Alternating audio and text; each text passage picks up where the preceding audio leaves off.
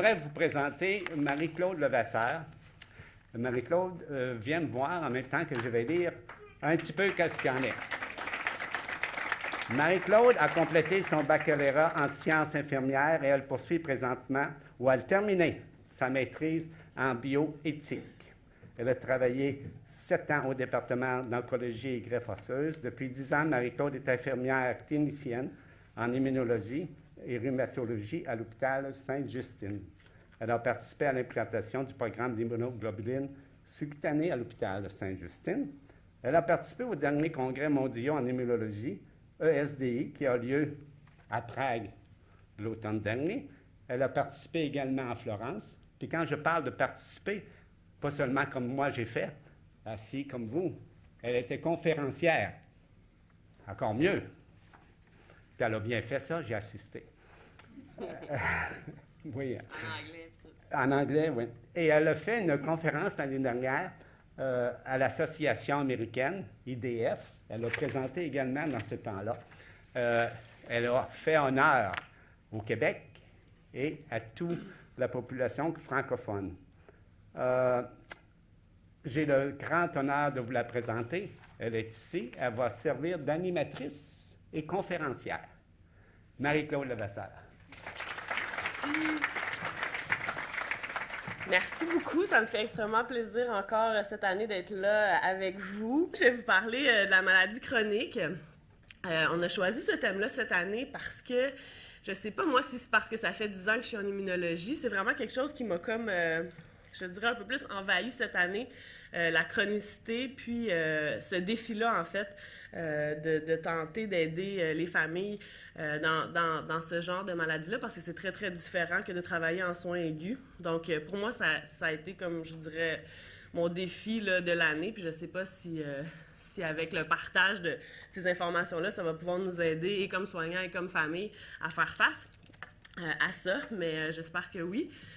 Au long de ma présentation, si jamais vous avez des commentaires ou des questions, ne vous gênez pas. L'idée, c'est de pouvoir partager aussi.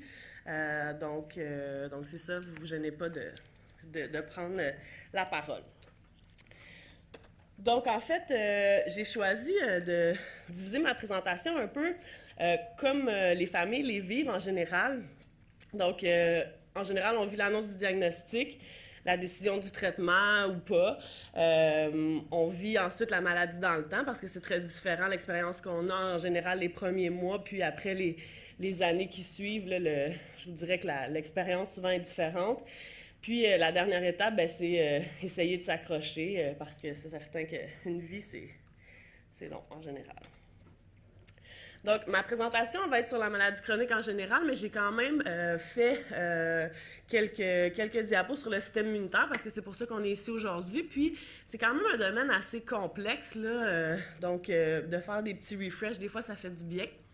Donc, le système immunitaire, en fait, c'est la capacité de notre organisme à se défendre contre les antigènes. On dit un peu que c'est notre armée de super-héros. Donc, c'est justement l'armée de super-héros qui sont supposés nous défendre contre les micro-organismes puis les agents pathogènes de l'extérieur.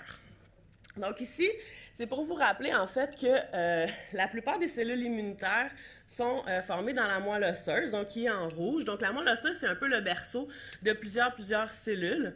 La moelle osseuse, ça forme les globules rouges, les globules blancs, les plaquettes. Dans les cellules que la moelle osseuse forme, elle forme aussi les lymphocytes. Donc, on a plusieurs sortes de lymphocytes. Les deux plus importants, si j'avais un pointeur, je vous le pointerais, mais bon, vous regardez la cellule en turquoise, donc les lymphocytes B, qui sont des lymphocytes importants pour nous. Oh, wow! J'ai besoin aussi de linge. Non, c'est pas vrai. Donc, lymphocytes B ici, qui sont très importants là, dans ce qu'on va discuter aujourd'hui. Puis, les lymphocytes T. Donc, en fait, ces deux cellules-là constituent les deux principaux déficits immunitaires qu'on voit le plus souvent là, quand on parle de déficit immunitaire comme un variable. Dans la moelle osseuse, on forme aussi les neutrophiles. Donc, il y a des gens qui peuvent avoir un déficit immunitaire, mettons, avec les lymphocytes B bas, puis aussi des neutrophiles bas. Donc vraiment, la moelle, là, quand on dit, si on dit « je souffre de déficit immunitaire », ah ouais, ça vient d'où, ça sort d'où? Ben, en fait, c'est un problème au niveau de notre moelle osseuse. Donc, les lymphocytes B sont formés, ils vont se transformer en plasmocytes. Ça, c'est pas vraiment important de savoir ça, mais c'est les lymphocytes B qui vont former les anticorps. Fait qu'anticorps, immunoglobuline, c'est un synonyme. Donc, ça, c'est une chose importante à savoir. Puis, on a aussi les lymphocytes T. Les lymphocytes T, eux, ils vont pas former d'immunoglobulines, mais ils sont très, très importants en soi dans le combat contre les micro-organismes, les bactéries. On peut avoir des lymphocytes B normaux, hein, en nombre, ils sont normaux, mais ils ne vont pas avoir une bonne fonction, ils ne vont pas faire assez d'anticorps. On peut avoir aussi un nombre de lymphocytes B pas assez haut pour X raisons, puis souvent quand nos lymphocytes B ne sont pas assez hauts d'emblée, bien, ça fait qu'on n'a pas assez d'anticorps. On peut avoir un problème aussi seulement en lymphocyte T, donc on va appeler ça, je vais vous en reparler un peu plus tard, un autre genre de déficit. Donc nos B sont beaux, mais pas nos T. Donc, un peu complexe, mais ce qui est encourageant quand même, c'est de savoir que c'est pas parce qu'on a un déficit, disons, en anticorps, qu'on a des B, mais qui fonctionnent pas super bien et qui ne vont pas former assez d'anticorps, bien, c'est pas parce qu'on a ce problème-là qu'on est complètement sans défense, parce qu'on a plein d'autres cellules, les neutrophiles, d'autres sortes de globules blancs, les lymphocytes T, qui sont là pour nous défendre de toute manière. Donc, c'est assez rare là, qu'on va avoir un déficit en tout ça. On va parler plus des gens qui vont avoir de la chimiothérapie très, très importante, parce que là, la plupart des cellules du système immunitaire sont comme à plat pour un bout de temps. Fait que ça va? 9 h du matin, lymphocyte B, oui? OK. Donc, il y a deux sortes d'immunité. On va parler d'immunité acquise de façon active, puis l'immunité acquise de façon passive. Donc, l'immunité active, c'est une immunité, en fait, qu'on va développer tout au cours de notre vie.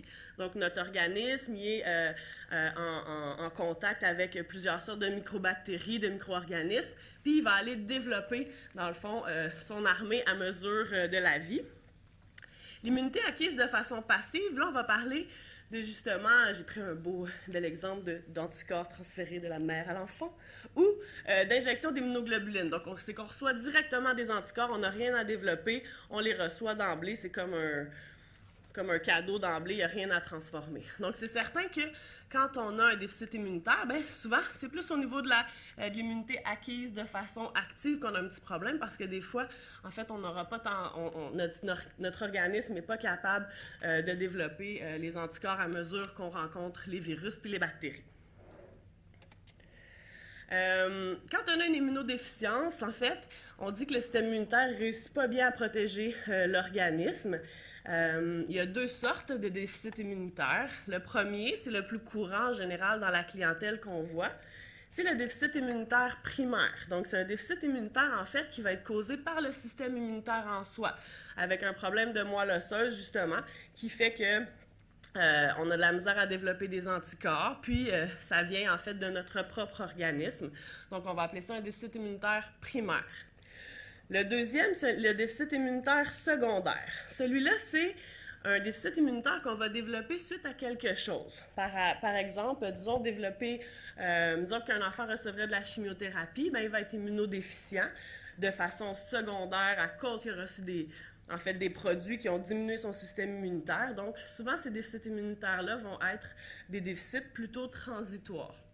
Les enfants qui reçoivent du rituximab, par exemple, ce médicament-là va tuer les lymphocytes B. Donc, vous vous rappelez, dans l'autre diapo, si on reçoit du rituximab, ça va tuer les lymphocytes B. C'est parfait pour traiter la maladie qu'on a à traiter, mais si on n'a plus de lymphocytes B, bien, on ne fait plus d'anticorps. Donc, on va devenir immunodéficient de façon secondaire. Ce qui est beau là-dedans, c'est que la moelle osseuse, elle va en refaire des lymphocytes. Donc, là, je m'entends en écho, je suis Jésus. En fait, c'est que, donc, si on reçoit, dans le fond, on sait que les lymphocytes B vont se refaire. En général, ça prend à peu près 6 mois, par exemple, pour ce genre de cellules-là.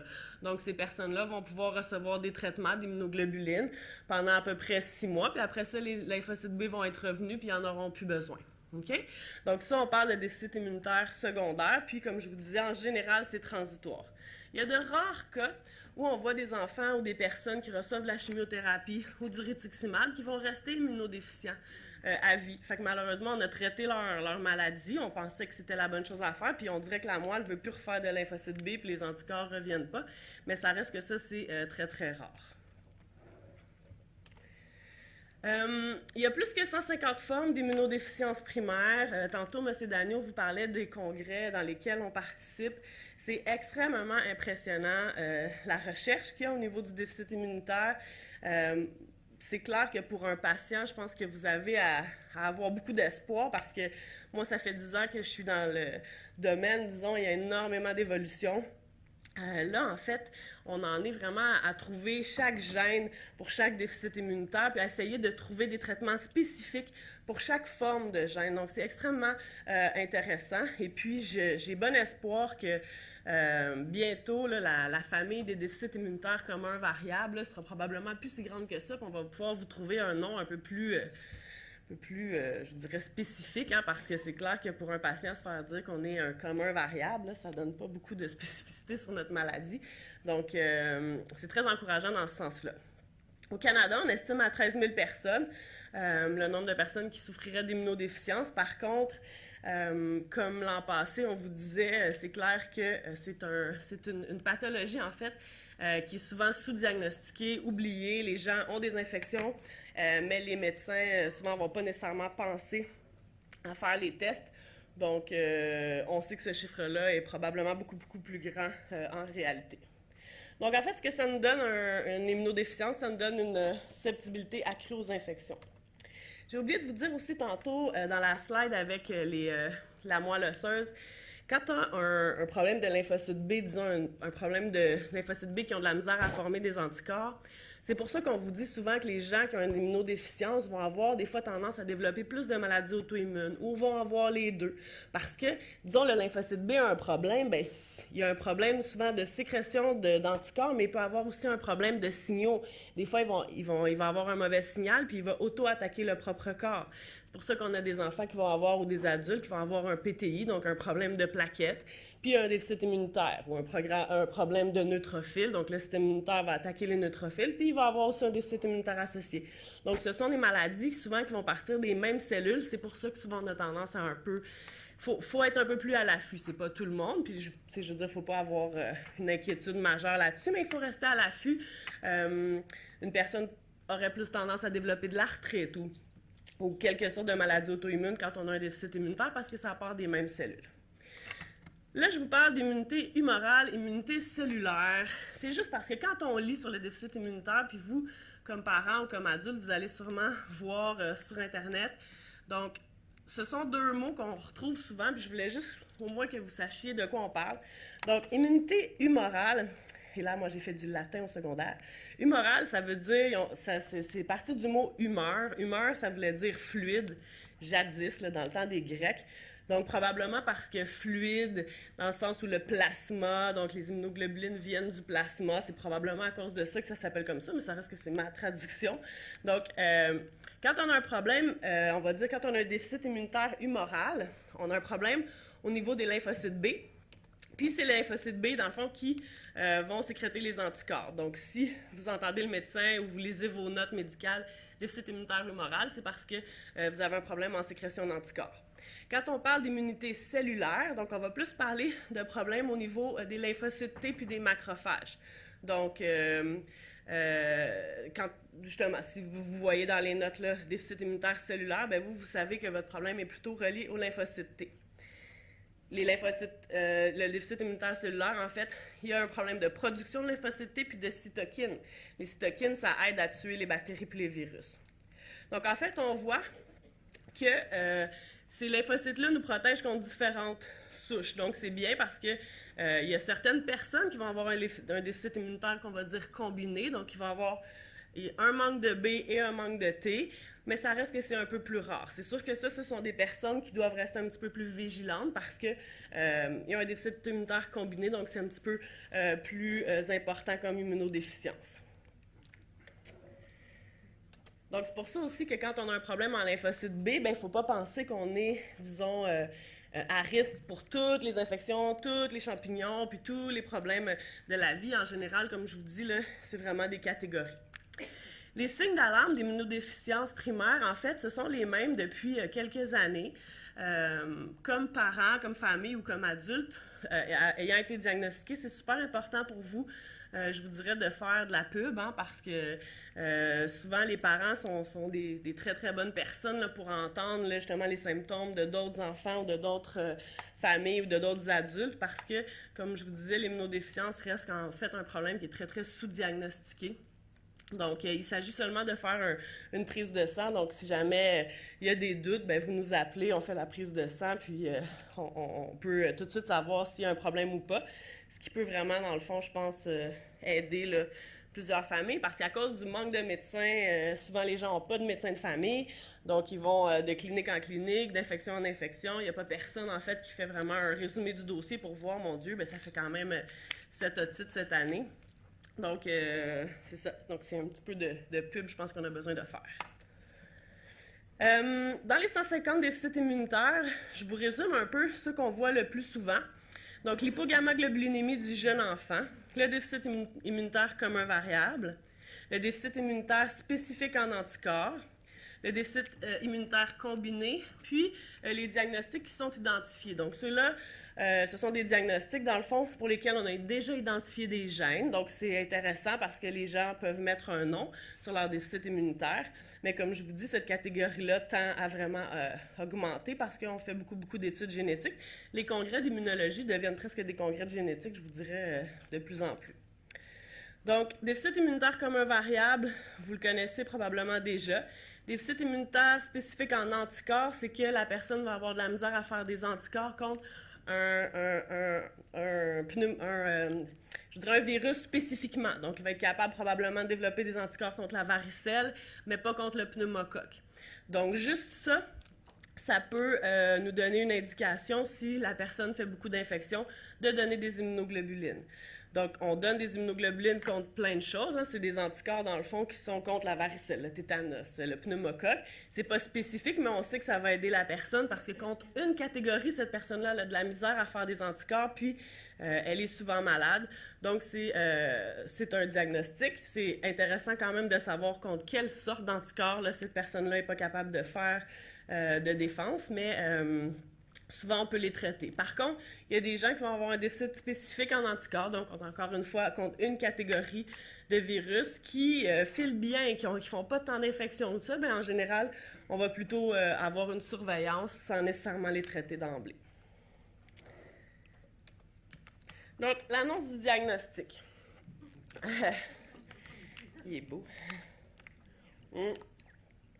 L'annonce du diagnostic, moi, je vis ça un peu de façon assez différente avec les familles parce que pour certaines familles, ça fait des mois qu'ils attendent le rendez-vous avec le grand chef qui vient d'arriver. Donc, ça fait des mois qu'ils attendent le diagnostic. Ils sont très, très demandants parce qu'ils vivent des infections là, de mois en mois. C'est très, très difficile pour eux. Puis, ils sont vraiment contents de venir nous voir puis enfin là, de faire évaluer leur enfant.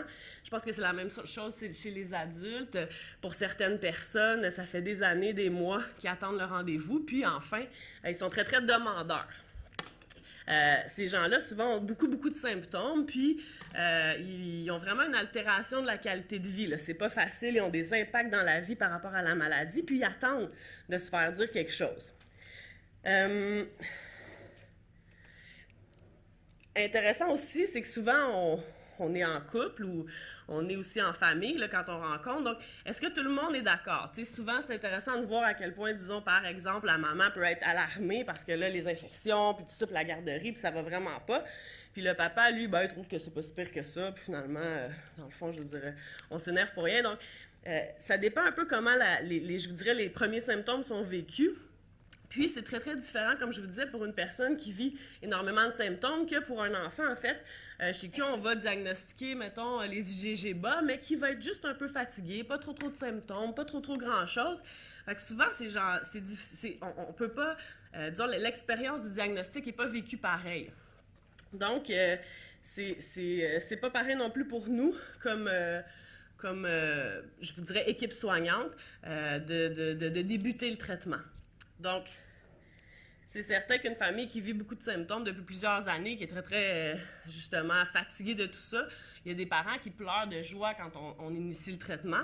Puis il y en a d'autres pour qui c'est un plus gros point d'interrogation parce qu'on se demande, est-ce que de faire des transfusions, c'est quand même assez invasif? Est-ce que notre enfant est vraiment rendu là? Donc, c'est ça peut être vécu vraiment de façon très différente.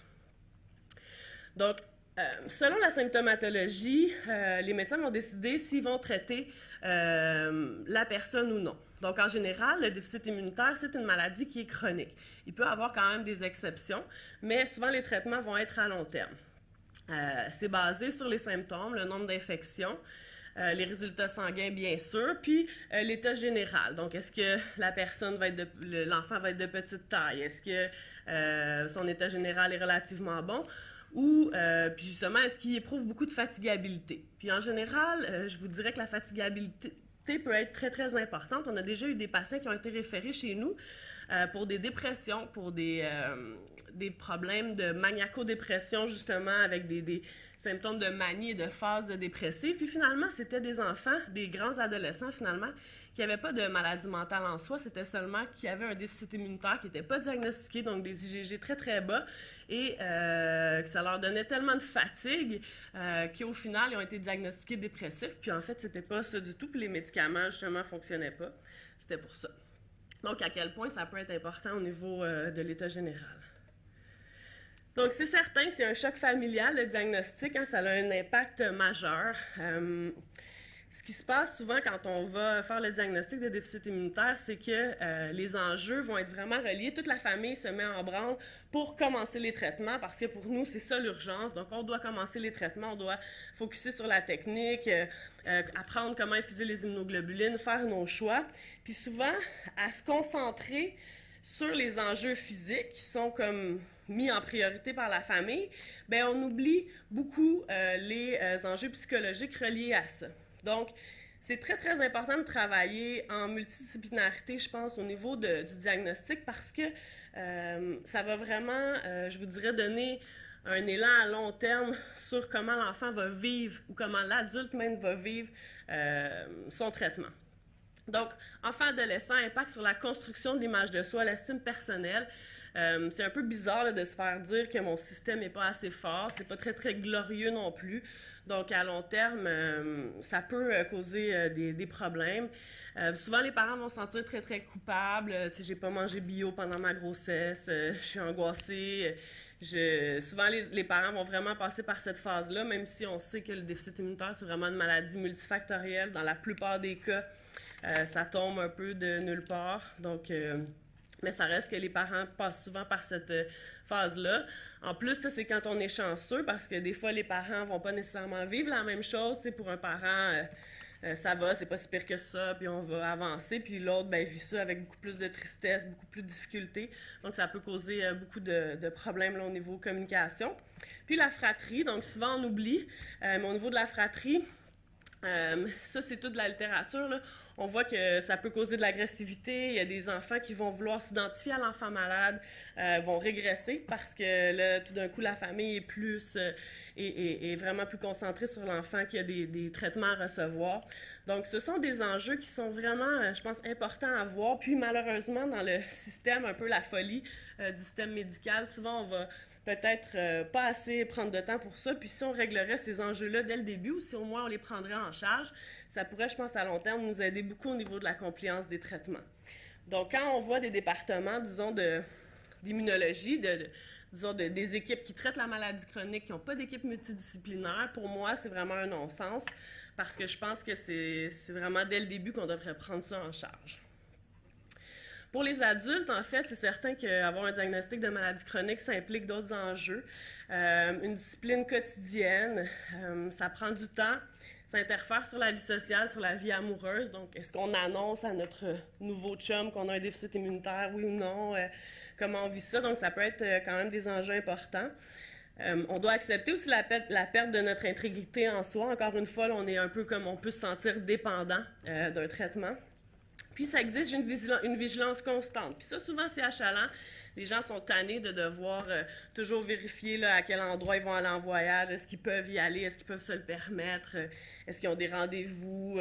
S'assurer d'avoir tout le matériel de transfusion là, en main. Donc, c'est des choses qui peuvent être fatigantes, je vous dirais, au long cours. À Sainte-Justine, quand on fait le diagnostic d'un déficit immunitaire, donc le diagnostic est fait, le choc est passé. Ensuite, on donne le choix aux familles, en fait, de leur traitement. Donc, on leur offre, est-ce que vous voulez, vous préférez être à la maison en sous-cutané ou en intraveineux. C'est très dépendant, je vous dirais centre dépendant. Il y a d'autres équipes qui fonctionnent autrement. Mais il faut savoir que les traitements en sous-cutané ou en intraveineuse sont complètement aussi efficaces l'un que l'autre. C'est un peu une philosophie, nous, qu'on a décidé de développer. Par contre, on s'est demandé, est-ce qu'on fait bien de donner le choix aux familles? Parce qu'en fait, souvent, les familles me disent, « Ouais, ben toi, tu ferais quoi? » Parce que c'est difficile de choisir quand on ne sait même pas dans quoi on s'embarque. On a fait une étude récemment là-dessus qui nous disait que finalement, les patients choisissaient pas mal 50-50 au début, puis ensuite, ça changeait. Donc, ce qu'il faut comprendre là-dedans, c'est que de toute manière, qu'on choisisse un traitement ou l'autre, c'est pas des choix qui sont nécessairement à long terme. On peut toujours rechanger un à l'autre, c'est pas un problème. Donc en fait, il faut pas se mettre trop de pression, mais c'est ça. Ça reste que c'est une décision familiale qui doit être prise. Pour les autres centres, souvent, il y en a qui sont un petit peu moins peut-être au courant des enjeux. Donc, en intraveineux, on parle d'un traitement aux 3 à 4 semaines. C'est certain que les familles doivent se déplacer au centre hospitalier. C'est une moyenne environ de 3 à 6 heures au niveau des traitements. Quand on a un traitement en intraveineux à recevoir, on a un support médical, les infirmières sont là, on a aussi des signes vitaux qui sont pris, puis en fait, en gros, on donne notre bras, puis le reste se fait. Là, ça nous donne un rôle un peu plus passif, un peu plus relax. C'est certain que ça nous donne on a besoin d'un accès veineux, donc les gens qui sont très, très difficiles à piquer, ça peut être un peu plus problématique. Puis, on a dans la littérature répertorié plus d'effets secondaires systémiques. Là. C'est un petit peu plus fréquent au niveau des personnes qui reçoivent les immunoglobulines en intraveineuse. Par contre, il y a des gens qui le tolèrent très, très bien, qui reçoivent ça en 2 heures puis qu'il n'y a aucun problème. Donc, c'est ça dépend vraiment des gens. Ce qui est très, très important aussi, puis en lien avec la maladie chronique, c'est que quand on y va une fois par 3-4 semaines, souvent, il y a un genre de petit club social là, qui va s'articuler au centre. Puis c'est intéressant parce que là, à chaque mois, on voit des gens qui reçoivent le même produit pour la même chose. Ça peut être encourageant. Des fois, dans les phases qu'on est un peu plus down, de voir qu'on n'est pas seul, ça peut être un enjeu important. Quand on le reçoit en sous-cutané, c'est un traitement qui est à chaque semaine à domicile, en moyenne 30 à 60 minutes, ça dépend toujours de la dose. Ça nécessite une autonomie puis une implication importante. Donc souvent, ça a l'air bien beau, là, on ne sera plus à l'hôpital, on n'a pas besoin de payer de parking. Oui, par contre, ça demande quand même de la motivation parce que ça revient quand même assez vite, là, une fois par semaine, parce que ça nécessite un rôle beaucoup plus actif de la part des adultes ou des familles. Il n'y a pas d'accès veineux nécessaire. Par contre, on doit souvent injecter avec plus qu'une aiguille à la fois. Ce qui est bien avec le traitement sous-cutané, c'est que souvent, on va avoir peu ou pas d'effets secondaires systémiques parce que le produit est absorbé vraiment de façon lente. Donc, en général, ça va être très, très bien toléré. Mais à la maison, le club social, on oublie ça. Fait que pour les jeunes, leur club social, c'est leurs parents une fois par semaine. C'est un petit peu moins... peut-être super. Puis pour les adultes, de devoir se motiver à chaque fois à se piquer soi-même avec, en fait, 0 encouragement, ou ça peut devenir à long terme aussi un problème. Donc, pour prendre une bonne décision, c'est important de garder en tête que le changement en cours de route est possible. Donc, ça, c'est un peu différent que d'autres maladies chroniques où est-ce que c'est toujours le même traitement, qu'il y a seulement une chose de faire, de faire. Donc, on peut toujours changer d'idée puis passer de l'intraveineux au sous-cutané sans problème.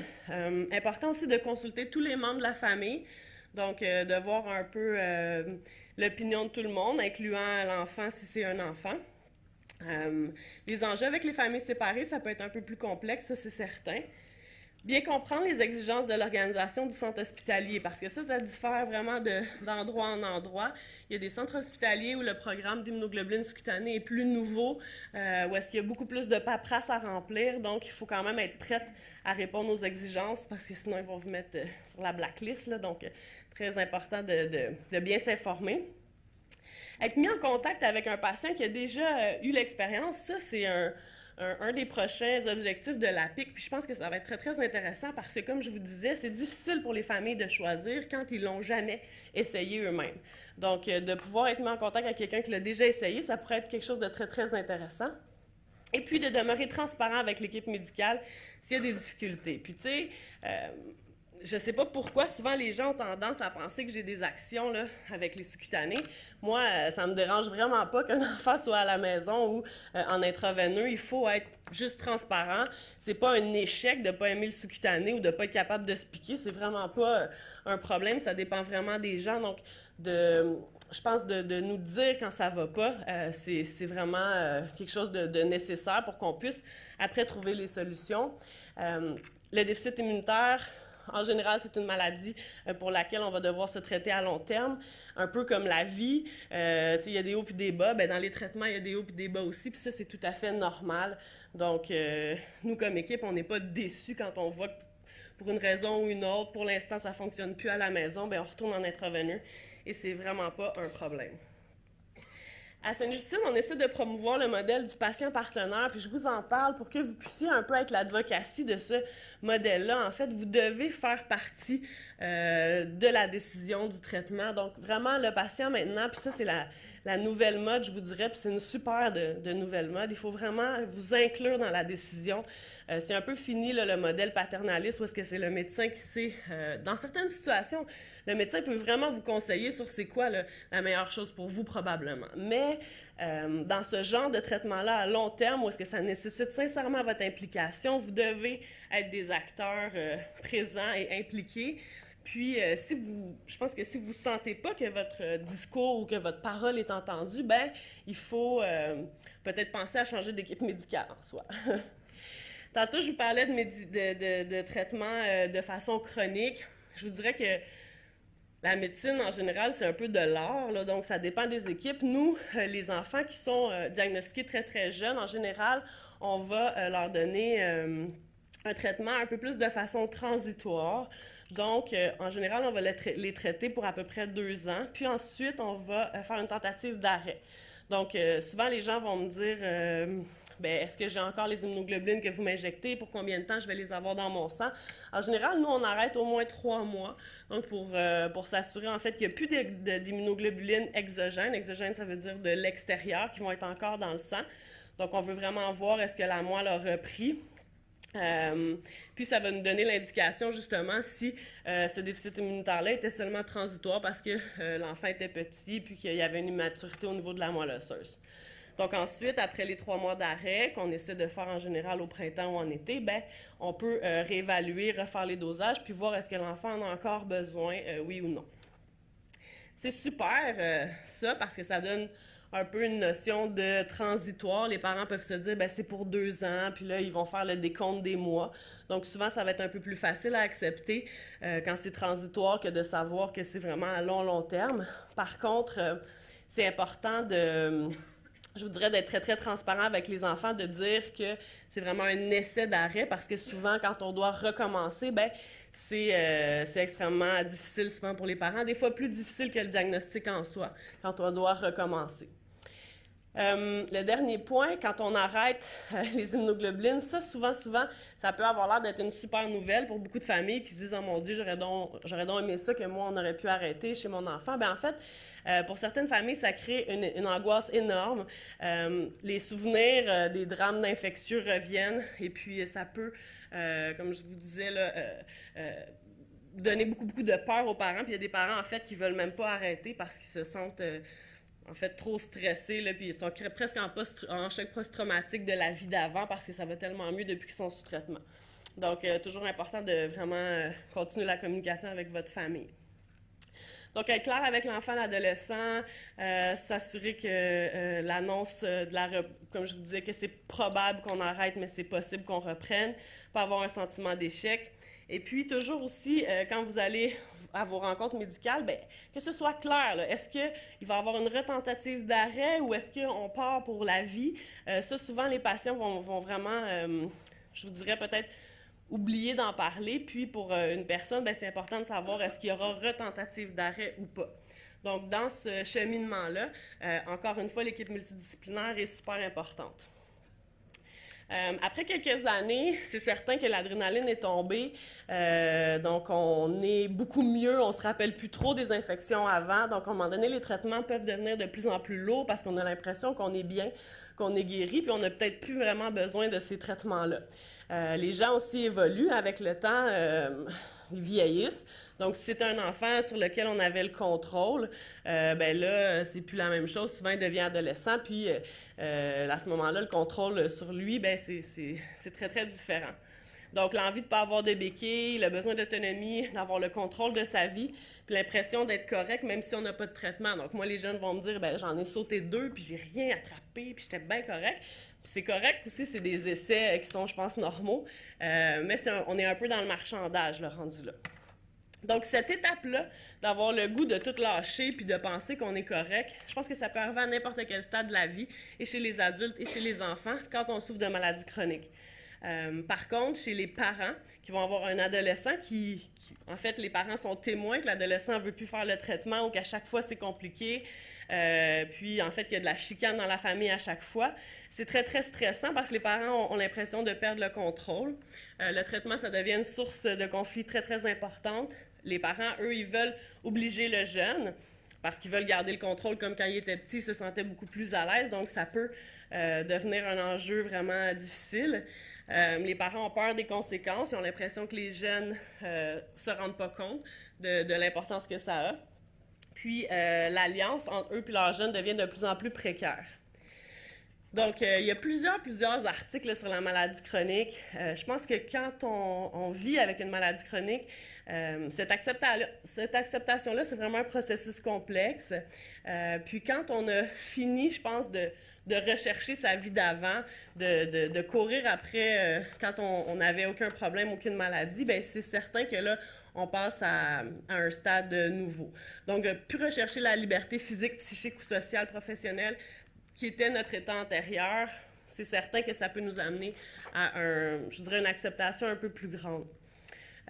Accepter sa maladie, c'est réorganiser sa vie là, en tenant compte de la nouvelle situation. Bien, c'est certain que c'est facile à dire, mais ça reste qu'on voit, les gens ont l'air souvent libérés quand ils sont rendus à cette étape-là, parce que c'est comme si la maladie devenait plus un ennemi, c'est comme si ça faisait partie de la vie, puis partie un peu de nous.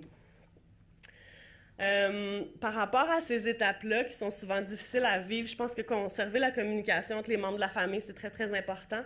Démontrer de l'ouverture avec nos jeunes, ou ça peut être justement notre conjoint qui veut plus se traiter, bien, démontrer de l'ouverture, de ne pas minimiser les traitements, parce que c'est facile à dire, là, vous avez un problème, on a la solution, vous avez juste à vous piquer, puis après ça, il n'y a plus de problème. Ça reste que ça minimise un peu l'ampleur que ces traitements-là ont sur nous. Offrir du support, demeurer transparent avec l'équipe médicale, puis avoir un support psychosocial là, rapide, c'est très, très important. Par rapport à l'équipe médicale, encore une fois, certaines équipes, quand on va dans les réunions, ils nous disent « Ah, le patient n'est pas compliant, puis il ne fait pas ses traitements. » Puis pour nous, ben, c'est simple. Pourtant, on a des immunoglobulines, vous avez un déficit immunitaire, injectez-vous ça, puis tout est beau. C'est assez impressionnant là, à quel point des fois le discours peut avoir l'air tellement simple. C'est facile pour nous aussi de vous donner des conseils puis vous dire, mais mon Dieu, qu'est-ce qui se passe? Pourquoi vous ne transfusez pas? On les a, les solutions. Puis souvent, moi, au moins quand je suis en pédiatrie, ben, je me dis, les enfants, ils ont des enjeux différents. Les gens qui travaillent dans les centres adultes, ben, souvent, eux, ils vivent encore plus d'angoisse par rapport à ça parce que c'est un rapport adulte-adulte. Ça devrait être logique. On a la solution. C'est quoi votre problème? Pourquoi vous vous injectez pas? Souvent, on oublie un peu toutes les phases, en fait, de deuil puis d'acceptation de la maladie qui sont vraiment importantes. Puis, comme je vous dis, pour nous, souvent, c'est très, très facile à dire. Hein? Donc, d'être une équipe médicale qui travaille en maladie chronique, je pense qu'il faut accepter le flou, il faut se rappeler aussi que le patient vit avec une maladie depuis des années, puis que son traitement, ben, c'est en lien avec ses croyances, puis aussi souvent avec l'efficacité du traitement, parce qu'il y a des familles ou des gens qui vont se traiter, ils vont un peu mieux, mais ils vont pas si mieux que ça, fait que c'est difficile pour eux je vous dirais, de rester accrochés, puis qu'à long terme, ils continuent donc. Pour les patients chez qui les immunoglobulines ont changé leur vie, ben, en général, ils vont demeurer vraiment plus accrochés à leur traitement. Mais pour ceux que ça aide, mais ça aide pas tant que ça, souvent on peut se demander là, justement pourquoi on doit s'injecter ça. Par rapport à l'équipe médicale, ce ne sont pas tous les médecins qui sont bons pour vous aider, en fait, dans ce suivi-là de maladies chroniques, parce que ces médecins-là doivent être capables de gérer, de se gérer, puis de développer des compétences en lien vraiment avec je vous dirais, une relation d'aide quand même, bien qu'on n'ait pas énormément de temps à offrir à chaque patient. Je pense qu'il faut quand même que les patients se sentent écoutés parce que c'est pas une médecine de crise. Donc, en général, votre diagnostic est fait. C'est super, mais on ne gère pas ça comme une infection où est-ce qu'on prend des antibiotiques, tout ça, à cause de toutes les phases d'acceptation de la maladie.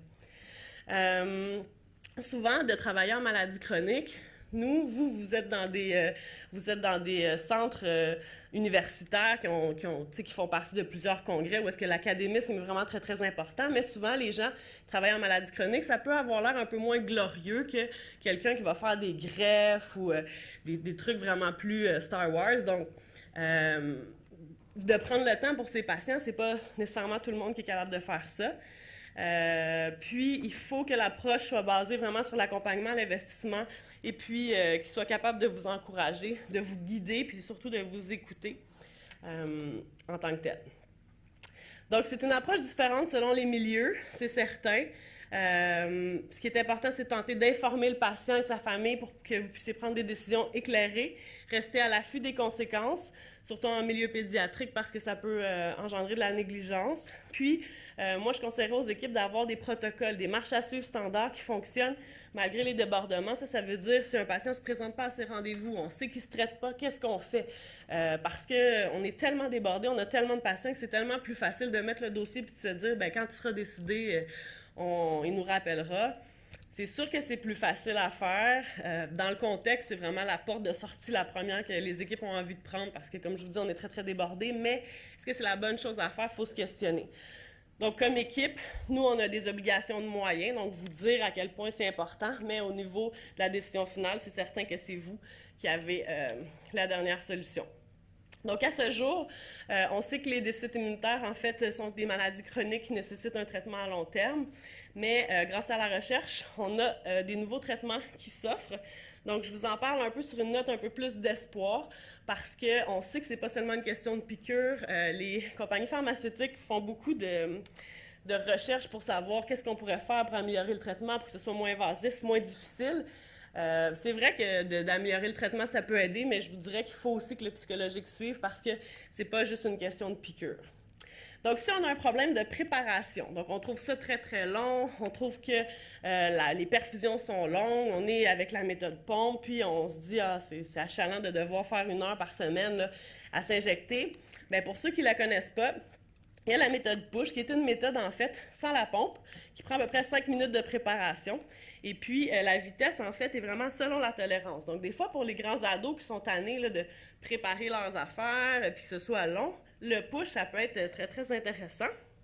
Donc, en fait, comment ça fonctionne? Si, disons, une personne a 60 ml à s'injecter, avec la méthode push, pourrait se donner 10 ml à chaque jour en 10 minutes, se donner 20 ml 3 fois par semaine, 2 fois par semaine 30 ml ou une injection de 60 ml. C'est certain pas en seulement un site, à moins d'avoir un énorme gabarit. Mais ça donne beaucoup, beaucoup de flexibilité, puis c'est très, très rapide. Souvent, les centres adultes vont beaucoup aimer cette technique-là parce que c'est une technique aussi qui n'est pas chère. Fait que je vous en parlerai un peu plus tard. Si un patient est en push puis il est vraiment tanné, lui, de se faire plusieurs injections par semaine, il y a des problèmes techniques, développe de l'arthrite, un peu moins de force dans les mains, la méthode pompe peut être une bonne solution. Donc, ça nécessite plus de matériel, vous voyez, un petit peu plus de préparation aussi. Mais maintenant, la compagnie CSL Behring offre un programme, en fait, de support au niveau du coût. Donc, quelqu'un qui aurait vraiment un problème avec la méthode push, qui souhaiterait aller vers la méthode pompe, peut s'inscrire à ce programme-là, puis avoir accès. Donc, ça, c'est le matériel nécessaire pour le push et la pompe. En fait, vous voyez, peut-être juste regarder le total, 71 $ par année versus 805. Bon, c'est certain que 805 $, c'est pas si gros que ça pour une année complète, mais c'était un très, très gros enjeu pour plusieurs centres. Donc, maintenant, avec ce support-là, ben, on n'a plus à s'en faire tant que ça, avec le coût du matériel. Ça, vous avez juste à vous en parler ou à votre équipe médicale. Soyez imaginatif, ça en fait c'est une patiente qui est là, je sais pas où elle est là dans le fond. Donc une patiente pilote, projet pilote en fait, elle avait beaucoup d'expérience, l'intraveineux, le sous-cutané, la pompe, le push, elle avait tout essayé, puis elle est un peu tannée justement de tout ça, là, la vie change, elle voulait aller plus vite. Elle a essayé de s'injecter, en fait elle avait vu ça sur internet avec sa mère, puis comme c'est une patiente justement qu'on connaît bien, on a décidé d'essayer quand même avec cette voie-là, en sachant que cette patiente-là était une patiente très, très transparente, qui allait nous dire si ça fonctionnait ou pas. Ça a fonctionné. Donc, je vous en parle parce que ça pourrait peut-être vous aider. Donc, c'est, en fait, on met en place un insufflon qui est ce petit bidule-là sous la peau et elle peut s'injecter, en fait, à chaque jour, mais sans devoir se piquer. Donc, cet insufflon-là reste en place. En général, on va en mettre 2. Puis, la personne s'injecte, dans le fond, en alternance. Disons, elle va avoir un insufflon sur le bras, un insufflon sur l'abdomen. S'injecte en alternance. Ça permet de ne pas avoir à se piquer à chaque fois. Puis là, on était vraiment, vraiment contents. Puis on se disait, wow, on va pouvoir parler de ça au Québec au complet. Mais le problème, c'est que les boîtes d'insufflons sont 90 $. Donc, je pense qu'il y en a quoi, 10 dedans, même pas? C'est ça. Fait que ça peut passer sur vos assurances. C'est pour ça que je vous en parle. Si jamais il y en a qui ont besoin de plus de détails là-dessus, ça va me faire plaisir de leur en parler. Mais pour vous dire que des fois, c'est les patients même qui trouvent la solution pour eux, puis ça peut être super. J'ai presque plus de temps. Douleur physique à l'injection, je vous le dis, parce que des fois, quand tout a bien été depuis des années, puis que tout d'un coup, ça se met à faire mal, puis à être intolérable, c'est putain de douleur physique. C'est souvent une douleur psychologique, une douleur qu'on est tanné de faire ça, puis des fois, ça veut juste dire qu'on a besoin d'avoir un break, puis de retourner en intraveineux. Mais si on a des douleurs physiques, comme tel, changer de site d'administration, très, très important pour éviter de développer des nodules. Changer la vitesse aussi, souvent d'aller un petit peu moins vite, ça peut être beaucoup bénéfique au niveau de la tolérance. Puis, diminuer le volume par site, ça peut aider. Donc ça, c'est vraiment tous les sites qui seraient acceptables, disons, pour vous injecter. La fréquence, donc on peut donner double dose d'immunoglobuline aux 2 semaines. Donc on donne double dose plutôt qu'à chaque semaine, on vous donne vos transfusions aux 2 semaines, justement avec le double de la dose. Ça nécessite le OK de votre équipe médicale, mais ça peut être, je pense, une option intéressante. Encore une fois, si vous avez des questions, je pourrais vous en reparler. Souvent, comme on va donner plus d'immunoglobuline, on va devoir ajouter un site, mais ça fait que les gens vont devoir se transfuser 2 fois par mois plutôt que 4. Donc, ça peut être important quand on est vraiment tanné de faire nos traitements. Dernière, dans le futur, ça c'est peut-être que vous en avez déjà entendu parler. C'est une injection, en fait, c'est des projets de recherche là, qui sont en cours. Ce produit-là a été mis sur le marché il n'y a pas très très longtemps. On a peu ou pas d'expérience au Québec avec ça, mais je vous en parle juste pour vous dire qu'à quel point il y a beaucoup de recherches. Donc, en fait, le principe, c'est d'injecter le même volume, donc le volume mensuel, en sous-cutané 1 fois par mois. Donc, en fait, on aurait l'accès à se faire ces transfusions à la maison 1 fois par mois, mais seulement 1 fois par mois. Donc, moins d'aiguilles, moins de piqûres, moins de fréquences, ça peut être intéressant. Pour ça, on doit injecter un produit qui s'appelle la hyaluronidase, qui va aider à distendre nos tissus. Donc, ce produit-là nous permet de nous injecter du 300 jusqu'à 600 ml en sous-cutané 1 fois par mois. Donc, on a peu d'expérience avec ça, mais c'est quelque chose éventuellement qui s'en vient pour vous dire à quel point il y a beaucoup de recherches, puis que les gens et les compagnies pharmaceutiques et les équipes médicales, en fait, travaillent fort pour essayer de trouver des choses un peu moins pénibles. Éventuellement, la patch d'anticorps s'en vient, j'espère. Quelque chose qui est beaucoup, beaucoup demandé. Donc, persévérer, garder courage, espoir en la recherche, puis ça, c'est pas des paroles en l'air. Je vous dirais que vous êtes dans un domaine où il y a énormément de recherche. Un jour à la fois, de ne pas se gêner de demander du support, puis exiger de bons soins. Je pense que dans la maladie chronique, d'avoir une équipe médicale avec laquelle on se sent écouté, c'est vraiment majeur pour le suivi long terme. Donc, merci beaucoup, puis bonne fin de conférence. Est-ce que vous avez des questions? Oui? La maman demande, c'est quoi votre approche avec les ados qui veulent plus? En général, premièrement, c'est de garder la communication, je vous dirais, d'être transparent dans le sens où si vous sentez que ça fait quand même... je veux dire, l'ado peut avoir un down ou de ne pas être bien pendant 2-3 semaines, ça va. Mais si c'est quelque chose de récurrent, surtout si c'est un traitement qui doit être donné là, à chaque semaine, si l'ado doit déjà être traité, doit s'auto-traiter, je pense qu'il faut en parler puis de dire à l'adolescent qu'on va communiquer ensemble, juste de pas qu'ils sentent pas que vous faites ça dans leur dos. Tu avais quelque chose à dire, Élie? Oui, C'est vraiment un problème important. On a eu des gros soucis médicaux avec des ados qui ne voulaient plus. C'est là où la notion de patient partenaire prend tout son sens. Et la première des choses, c'est qu'il ne faut pas édulcorer avec les ados. C'est-à-dire qu'il faut dire les vraies choses, il faut parler de risque de mortalité. Il ne faut pas avoir peur de prononcer ces mots. Et aussi, il faut aussi que les parents, dans ces cas-là, lâchent prise. Parce que y a aucun mal à se reporter sur l'équipe médicale pour qu'ils affrontent, entre guillemets, l'ado dans la contradiction, plutôt que de tout vouloir gérer soi-même en tant que parent. Et ça fait partie du conflit classique parent-ado. Et nous, on peut aussi avoir recours à des équipes spécialisées dans l'adolescence pour nous aider, mais c'est tout sauf un petit problème, parce que derrière ce conflit classique dans toutes les familles, il suffit d'avoir des ados pour le savoir, qui peut être drôle parfois ou pénible dans d'autres fois. Là, il y a vraiment un enjeu de morbidité, de mortalité, donc on ne peut absolument pas s'en passer et faire l'économie de la confrontation sur les idées. Donc c'est vraiment important, c'est une question absolument cruciale, mais personne n'a encore la réponse parfaite à ça. C'était le docteur Haddad de l'hôpital. Il ne s'est pas mentionné, mais c'est bien pour ceux qui sont de l'extérieur, à Québec et à Sherbrooke. Fait que c'est ça. En gros, il n'y a pas de solution magique, mais il faut garder la communication. Puis en général, on finit par y arriver. Je pense que c'est des phases... justement, ça va avec les phases d'acceptation de la maladie. Puis il faut rester positif. En général, on finit par être capable, mais c'est d'essayer de pas lâcher l'adolescent non plus, de rester très, très présent, puis au courant avec lui. J'aimerais savoir, pour les personnes qui, j'imagine que vous devez sûrement avoir des personnes où vous doutez que ces gens-là puissent avoir besoin d'une aide psychologique, soit parce qu'ils viennent d'apprendre le diagnostic, ils sont en phase de non-acceptation, de frustration par rapport à tout ça. Est-ce qu'il peut y avoir un centre d'aide et référence où vous pouvez référer ces gens-là pour avoir l'accompagnement qu'ils ont besoin pour pouvoir passer au travers de cette phase-là, parce qu'on s'entend qu'on ne vit pas avec ça pendant 3 semaines, hein? C'est une vie complète. Bien, il y a 2 options. La première option, en fait 3. Donc, la première option, c'est si le centre a une équipe psychosociale, bien, c'est la première option, à mon avis, parce que les membres de l'équipe psychosociale, les travailleurs sociaux, les psychologues ont l'habitude avec les gens qui vivent avec des maladies physiques. Donc, c'est la première option. Par contre, c'est pas disponible partout. Deuxième option, c'est que lors de votre rendez-vous médical, vous demandez à votre médecin une référence et puis le support psychologique est fait par la communauté. Donc, souvent, ça peut être très pratique parce que souvent, les CLSC sont beaucoup moins loin de chez nous. Puis ça nécessite une approche. Des fois, on doit y aller une fois par semaine, des fois aux 2 semaines. Donc, c'est beaucoup plus accessible. Donc, de demander une prescription médicale pour avoir accès à de l'aide psychologique par le CLSC.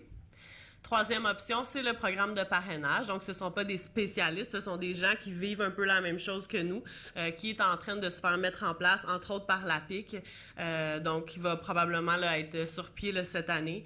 Donc, ça pourrait être la troisième option que je vous suggérerais. Par contre, quand on se sent vraiment déprimé, puis on sent vraiment qu'on a des idées, là, puis un problème qui est tout à fait normal là, avec cette acceptation-là, je vous conseillerais là, vraiment d'aller vers l'approche du CLSC si dans l'équipe, il n'y a pas d'équipe, dans votre centre, il n'y a pas d'équipe psychosociale. Est-ce que ça répond à votre question? Oui, merci beaucoup, c'est très gentil.